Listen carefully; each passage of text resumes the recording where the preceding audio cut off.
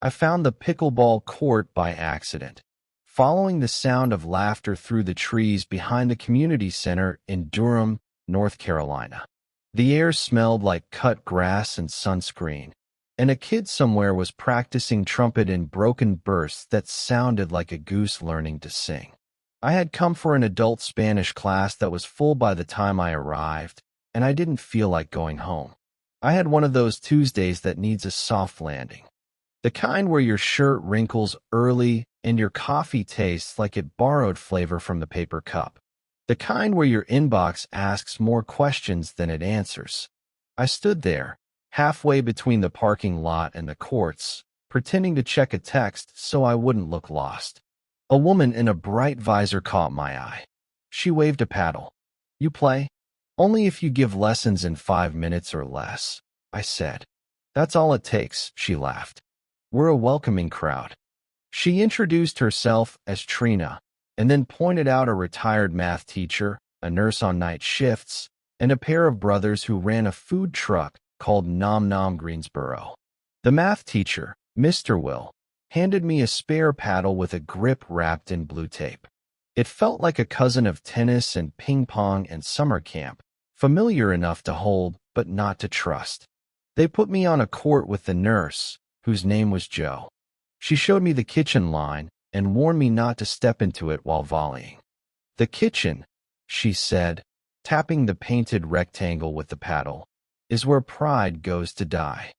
The first serve came at my chest with a friendly hop. I swung like I was arguing with a fly.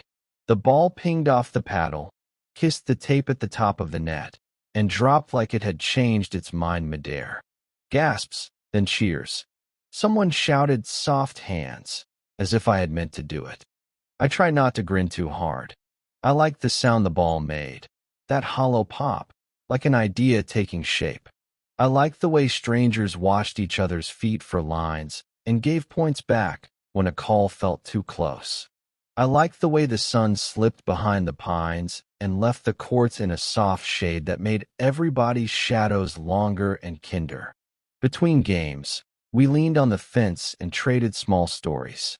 Mr.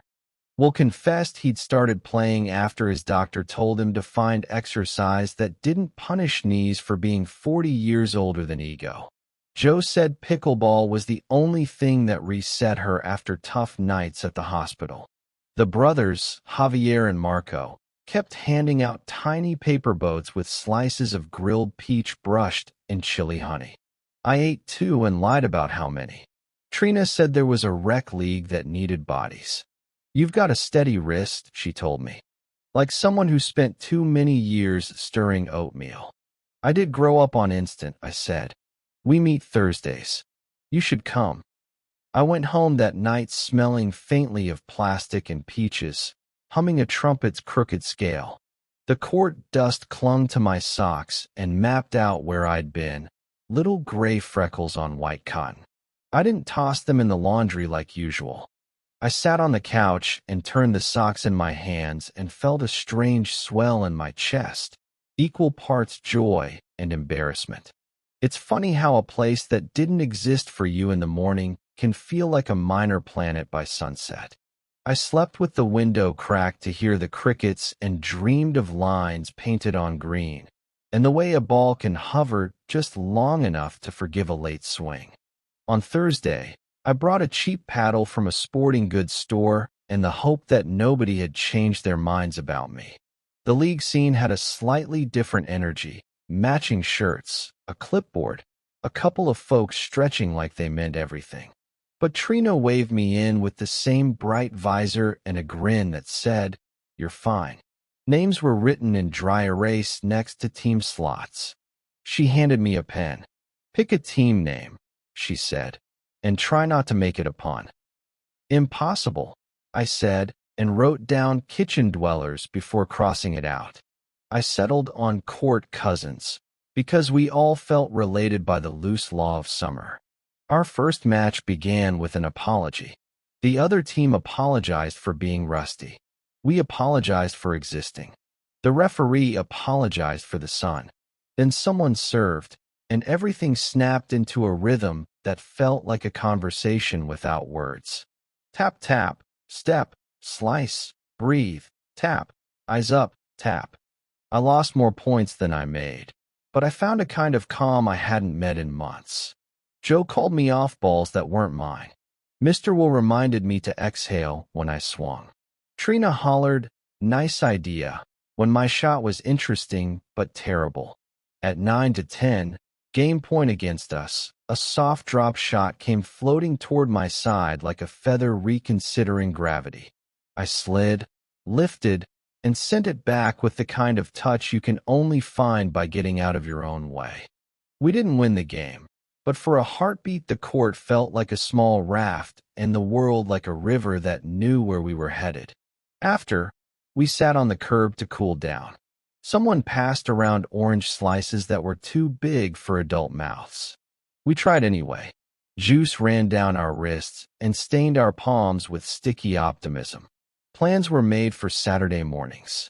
I sealed my place with the simplest truth I had. I needed this, I said, and no one asked me to explain. The parking lot lights flickered on. The trumpet kid, wherever he lived, hit a clean note at last, and the sound hung there, proud and patient, like a flag in a breeze that had finally chosen a direction.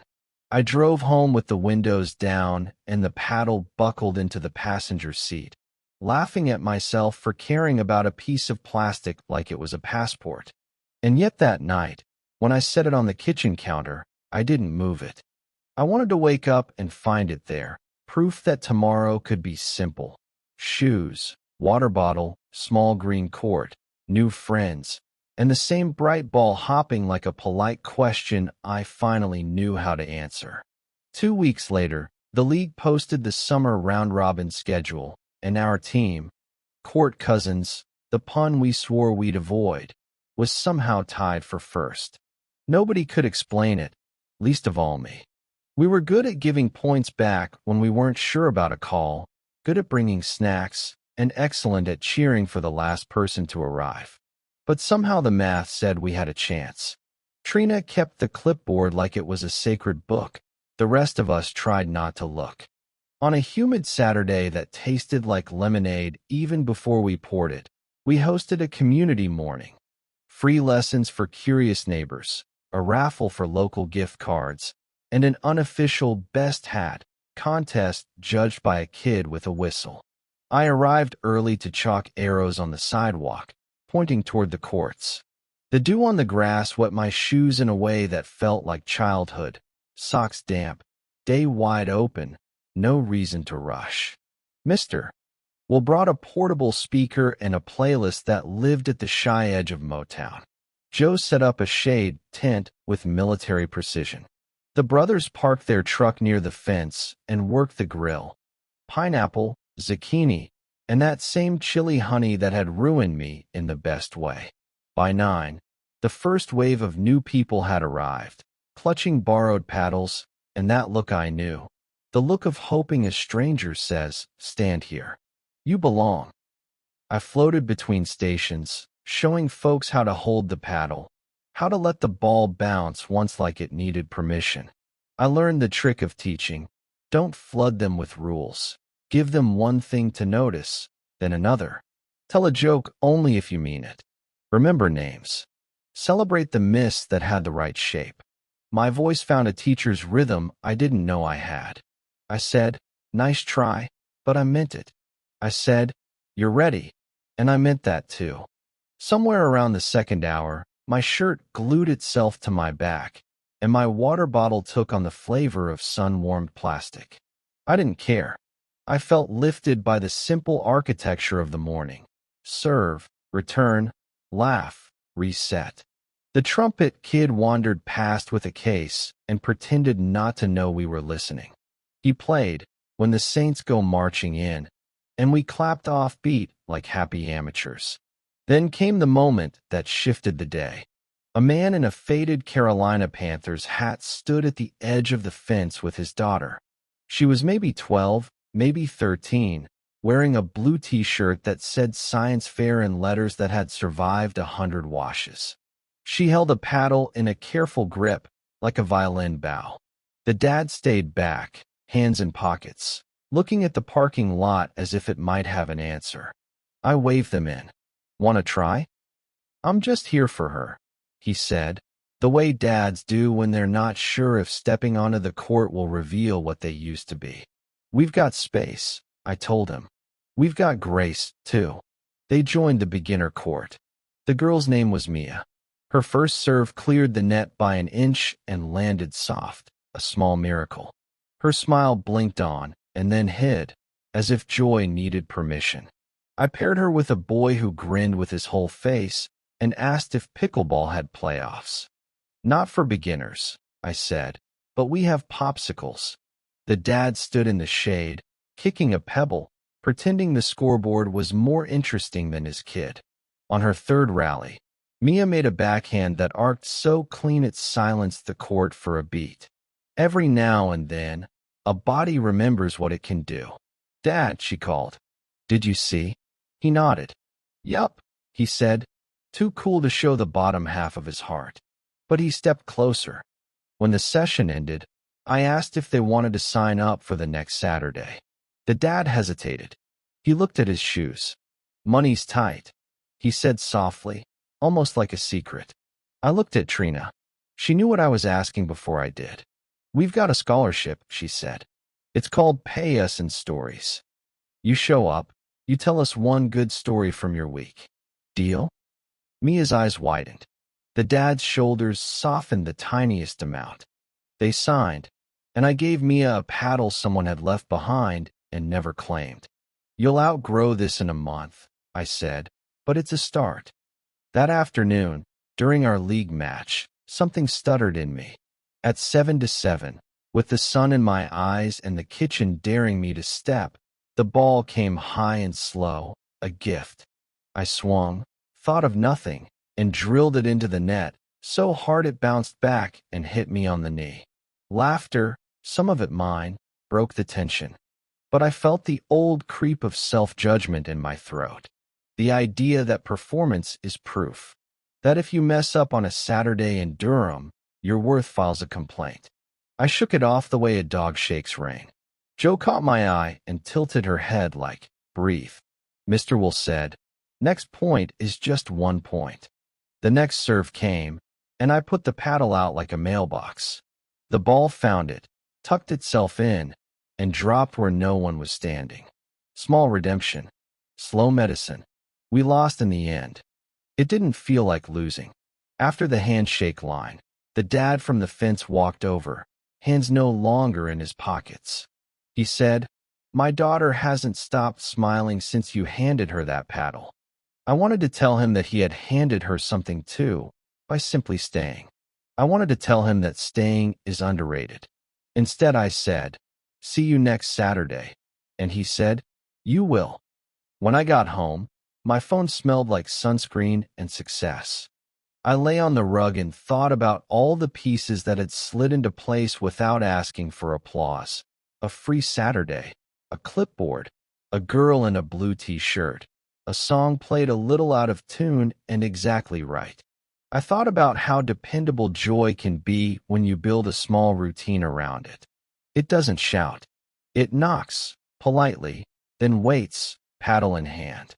The finals arrived on a Thursday that started with rain and ended in a sky rinsed so clean it looked new. The courts glistened at first, then dried in patchwork, the way sidewalks do after a storm when they keep the memory in darker squares. Our team shirts had shrunk in the wash, which meant we all looked a little stronger than we were. Someone brought a boom box that only knew 3 volumes: whisper, dance, and complaint from across the park. We set it to whisper. The brackets were taped to the fence. We were seated third. Trina pretended not to care. I tied my shoe 3 times though the knot held the first. In the corner, Mia practiced soft drops with a focus that could have moved a mountain. Her dad wore the same Panthers hat. When he saw me, he raised a hand. It felt like a flag truce. Our first match was against the folks who wore shirts with custom nicknames. One of them, Spin Doctor, really could bend the ball like a magic trick. We decided not to hate him for it. The game stretched long, a tug of war with polite rules. At 10-9, their match point, I heard the trumpet kid again. He'd become a soundtrack to this story without knowing it, and he tried the opening phrase of "Take me out to the ball game." The timing was absurd. The ball came to me on the backhand, low and begging for a hero. I didn't try to be one. I lifted it soft, obedient to the angle, and watched it die in their kitchen like a secret. 10-10. We took the next two with patience, and patience felt like a muscle finally warmed. Between rounds, the brothers handed out cups of watermelon that had been kissed by lime. The juice ran down our wrists again, and we didn't mind. People tell you finals mean pressure. They do. But pressure can be a kind of attention, a way of noticing what your body is trying to teach your mind. I noticed how my feet liked to whisper before a lunge, how my shoulders felt honest when I exhaled on contact, how the court lines had become less paint and more promise. The semifinal was messy and loud, with gusts of wind that took sides and then changed their minds. We dropped the first 6 points by playing like we owed the future an apology. Then Mr. Will called time. "Look up," he said, pointing at the sky. "Nothing up there cares who wins." We laughed, and the laugh loosened the hinge. We climbed back steady. At 11-8, the last point sprung up on us from nowhere, like the end of a good song you hoped had one more verse. Before the final, Trina gathered us by the fence. "Whatever happens," she said, "let's make sure we are the reason someone remembers a good evening." It was her way of saying play hard, play kind. The other team was the top seed, the kind of folks who had coordinated water bottles. They also had friendly eyes, which helped. The first rally lasted 30 shots, which I only know because the kid with the whistle counted like an auctioneer. Back and forth we went, like a conversation that trusted itself not to end in argument. I made a drop go too deep. Their guy smacked it. Joe snagged it out of the air with a reflex that made the crowd gasp. We won that point. We lost the next few. The scoreboard seesaws, the heart adjusts. At 10-10, I served. The ball clipped the tape, hopped over, and landed like it had planned the trick all day. I put my hands up in apology, the universal gesture of I didn't mean to, but I'll keep it. Match point. The next rally ran us ragged. Spin, slice, dink, reset, lob, scramble, and then a high floater on my side that would punish arrogance. I could hear my pulse in my ears. I could hear the trumpet kid start another melody, the old spiritual with the long, hopeful notes. I stepped in, not too far, opened the paddle face like a door, and nudged the ball to the only calm square left on the court. Silence broke into a cheer shaped like relief. We'd done it. Not champions of the universe, not even of the city, just winners of a Thursday evening in a small corner of North Carolina that smelled faintly of rain and lime. We shook hands. We thanked each other. We meant it. The kid with the whistle gave the best hat trophy to a grandmother whose visor said serene in sparkly letters. The sky kept being kind. As the crowd thinned, Mia walked up with a popsicle stained blue as a cartoon ocean. "I signed up for the fall," she said, chin lifted. "I know," I said. "I saw your name." "My dad did too," she added, like a plot twist that made perfect sense. "He came over, almost shy. Turns out I like playing," he said. "Turns out I needed it." I thought of all the small turns that had brought us here. A full Spanish class, a visor, a borrowed paddle, a stubborn Tuesday, a scholarship paid in stories. I thought of how it felt, the first night, to be offered a place at a fence by people who didn't need a reason to be kind. I looked down at my paddle, its blue tape fraying at the edges, and felt a gratitude that didn't ask for words. The trumpet kid packed up. The lights clicked off in pairs. Crickets started their night shift. We stood for a while in that good quiet that shows up after effort, not to make a speech but to let the moment ring. On the drive home, I didn't play music. I let the tire hum be the song. My paddle rode shotgun again, a superstition I didn't plan to cure. When I parked, I sat there a minute and watched the porch light paint a triangle on the steps. I remembered Trina's line about reasons and evenings. I decided to keep a small promise, to show up next week, and the week after, to keep paying in stories, to keep handing paddles to whoever stood at the fence looking like they might want to be picked for something gentle. Later, in the kitchen, I set the trophy on the counter, really just a wooden spoon glued to a base from the craft store, and beside it, my frayed paddle. The room smelled faintly of citrus and summer. The window over the sink framed a slice of quiet sky. I poured water, drank, and felt my heartbeat calm to its usual song. I thought, this is what winning looks like when you scale it to size. A clean glass, a tired grin, a plan for Thursday, and the soft certainty that somewhere, not far away, a kid is practicing the next note, and when he lands it, the sound will travel by itself, across the park, through the trees, and into whatever game is still going, ready to add one small, honest cheer.